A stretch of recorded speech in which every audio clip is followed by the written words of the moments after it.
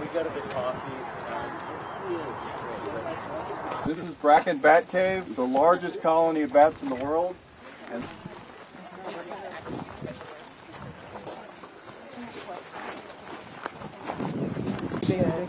oh, okay. Well, that'll work.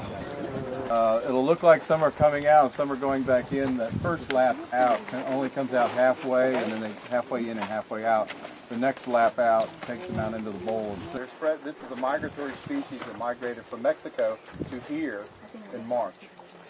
This is a maternity colony, so these are all mommy bats that are in the cave right now. Somewhere in the neighborhood of 10 million bats before they have their babies.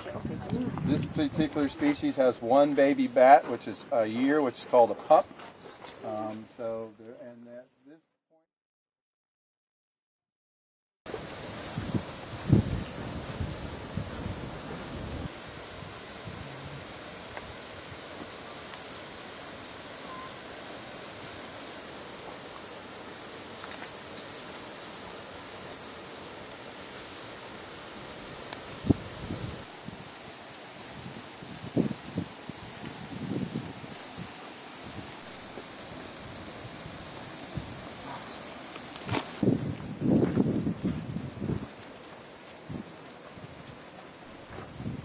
In the order Chiroptera.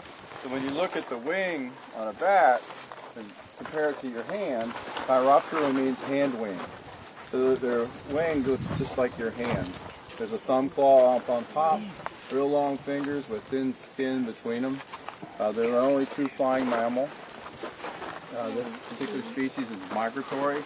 They've migrated from Mexico to Central Texas. They come here to have their babies. And raise them during the summer months here in Texas. And sometime in November, they'll migrate back to Mexico where it's going to be warmer once the winter rolls in here.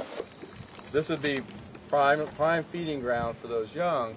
And what's going to end up happening is young bats would get tired. They're going to roost up in somebody's porch or get caught up in their swimming pool. Bats use swimming pools for supplementary sources of water. They can't get enough moisture from the food that they eat. They will fly over swimming pools or ponds or still bodies of water because they have to fly over the top of it, stick their tongue out, and lap the water up as they go by. So, when you have one roost that'll hold 10 million bats, there's no other place in this area that large to handle that many bats. So when they move back into this area, when they migrate back into this area, if this cave wasn't habitable, then they're going to try to find a home somewhere else. Annalisa Peace, who's been very active around this issue because all of these issues are connected, and it is an issue of the bats and the ecology of the area, but part of that is also that we're over the Edwards Aquifer recharge zone right now, and this is a huge development being proposed over the recharge zone. So Annalisa is going to talk to us a little bit about what issues affect the aquifer. When there is going to be a really large development over the recharge zone, we go down there to protest.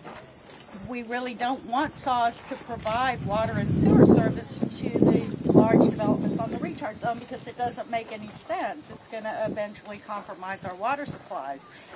This one in particular really doesn't make any sense because the entire development is in Comal County. So we as SAWS ratepayers, and I assume everybody here is probably a SAWS ratepayer, we will be asked to pay for additional water supplies because it's on the Edwards Aquifer recharge zone.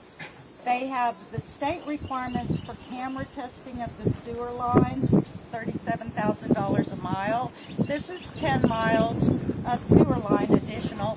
Plus, SAWS is going to pay to oversize the mains out here to the Crescent Hills development, 10 miles of sewer mains, because they're assuming that other new developments, which will also be on the recharge zone in Comal County, will tie off to this. So we as San Antonians will not collect any property taxes, no sales taxes.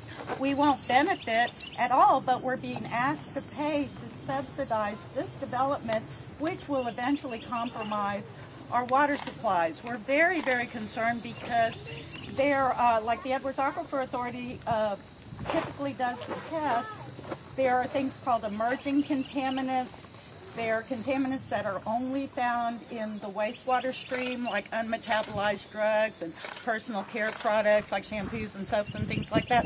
They're regularly getting hits of those in Waco and Comal Springs. So we know that the wastewater stream is contaminating our water supply. So do we want an extra 10 miles of sewer lines that will be laid up the stream beds? And that's what SAWS does. They go right up the middle of stream beds. Now, the waterways within the recharge zone recharge 75 to 80%.